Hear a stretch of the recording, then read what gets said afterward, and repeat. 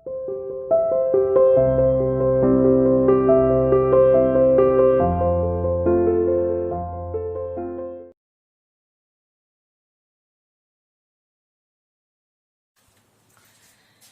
Good morning student. Welcome to CR international school online classes. बच्चों, मैं आपकी हिंदी की टीचर उपस्थित हूँ आपके सामने आपको हिंदी पढ़ाने के लिए।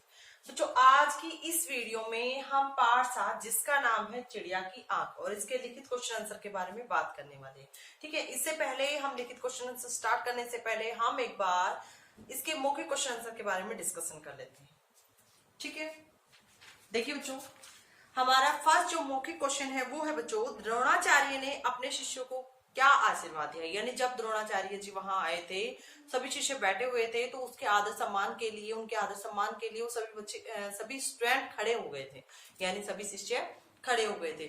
तब गुरुजी ने उन्हें क्या आशीर्वाद दिया था? गुरुजी ने उन्हें आशीर्वाद दिया था आयुष्मान भव। आयुष्मान भव का मतलब होता है तुम्हारे लंबे उम्र। ठीक है, हमारा इसका राइट आंसर क्या होगा?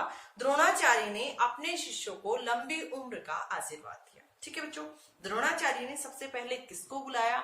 द्रोणाचार्य ने सबसे पहले युधिष्ठिर को बुलाया। ठीक है, द्रोणाचार्य सभी शिष्यों से क्या पूछते थे? द्रोणाचार्य जी सभी शिष्यों से पूछते थे कि बताओ तुम्हें क्या क्या दिखाई दे रहा है। यानी जब उन्होंने अपने लक्ष्य को का निर्धारण किया था, लक्ष्य को निर्धारित किया था, तब उनको क्या क्या दिखाई दे रहा था। ये द्रोणाचार्य ने सभी से यही क्वेश्चन किया था और उन्होंने जो आंसर दिया उसके बाद ही द्रोणाचार्य ने ये डिसीजन लिया कि किसको तीर चलाने के लिए कहा जाएगा और किसको मना कर दिया जाएगा। लास्ट में अर्जुन को तीर चलाने का मौका दिया गया था, जो कि वो अपनी इस परीक्षा में सफल भी हुए थे। देखिए, आइए आज हम इस चैप्टर के लिखित क्वेश्चन आंसर के बारे में बात करते हैं। हमारा फर्स्ट लिखित क्वेश्चन है बच्चों, शिष्यों की परीक्षा के लिए क्या शर्त रखी गई थी। यानी जब सभी शिष्यों की परीक्षा हो रही थी तो परीक्षा के लिए क्या शर्त रखी गई थी?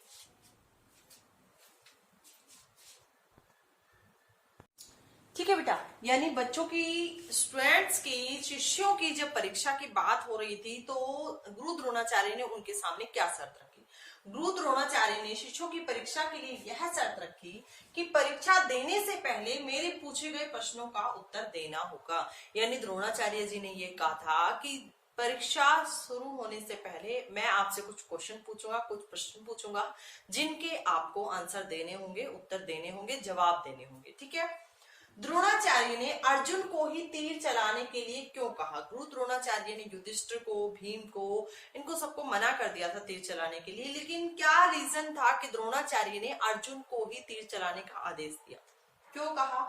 द्रोणाचार्य ने अर्जुन को ही तीर चलाने के लिए इसलिए कहा क्योंकि उसे ही एकमात्र चिड़िया की आंख दिखाई दे रही थी, जो कि उसका लक्ष्य था।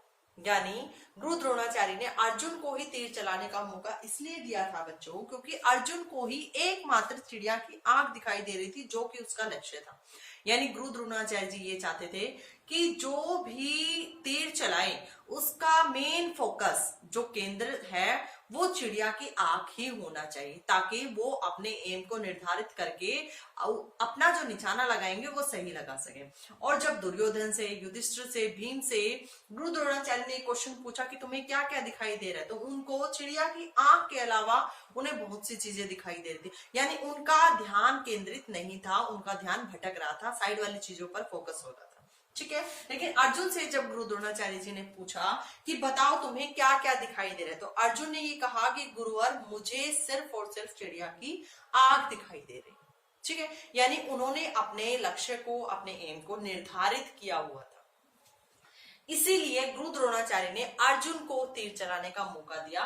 द्रोणाचार्य ने अर्जुन को ही तीर चलाने के लिए इसलिए कहा क्योंकि उसे ही एकमात्र चिड़िया की आंख दिखाई देती। यानी 4 स्टूडेंट थे, 4 में से सिर्फ एक को ही अपना लक्ष्य साफ दिखाई दे रहा था कि उसका लक्ष्य क्या है, उसका एम क्या है। इसीलिए गुरु द्रोणाचार्य ने अर्जुन को ही बाण चलाने का मौका दिया। देखिए बेटा, नेक्स्ट क्वेश्चन है, द्रोणाचार्य ने दूसरे शिष्यों को तीर चलाने के लिए क्यों मना कर दिया? गुरु द्रोणाचार्य जी ने दूसरे शिष्यों को तीर चलाने का मौका क्यों नहीं दिया? क्यों उन्हें मना कर दिया था तीर चलाने के लिए और वापस अपनी जगह पर बैठ जाने के लिए क्यों कहा था? क्योंकि बाकी जो स्टूडेंट्स थे यानी जितने भी शिष्य थे उनका एम निर्धारित नहीं था, लक्ष्य निर्धारित नहीं था। यानी द्रोणाचार्य ने दूसरे शिष्यों को तीर चलाने से मना इसलिए कर दिया क्योंकि उनका लक्ष्य पर ध्यान केंद्रित नहीं था। यानी उन्होंने अपने एम को निर्धारित नहीं किया था। एम के साथ साथ उन्हें और बहुत सारी जो साइड में चीजें दिख रही थी उन पर अपना ध्यान केंद्रित कर दिया था। यानी जो उनका उद्देश्य था उससे अपना ध्यान हटाकर साइड वाली चीजों पर लगा लिया था। इसीलिए द्रोणाचार्य जी ने दूसरे शिष्यों को तीर चलाने के लिए मना कर दिया।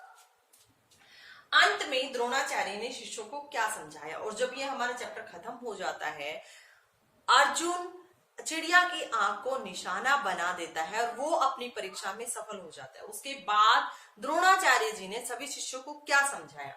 अंत में द्रोणाचार्य ने शिष्यों को समझाया कि हमें हमेशा अपने लक्ष्य पर ध्यान केंद्रित रखना चाहिए। यानी एम चाहे हमारा कुछ भी हो, चाहे हम कुछ भी बनना चाहते हैं, एम उद्देश्य हमारा कुछ भी हो, लेकिन उस उद्देश्य पर हमें अपना फोकस बनाए रखना चाहिए, अपना ध्यान वहीं केंद्रित करना चाहिए, साइड वाली चीजों पर फोकस नहीं करना चाहिए। ठीक है।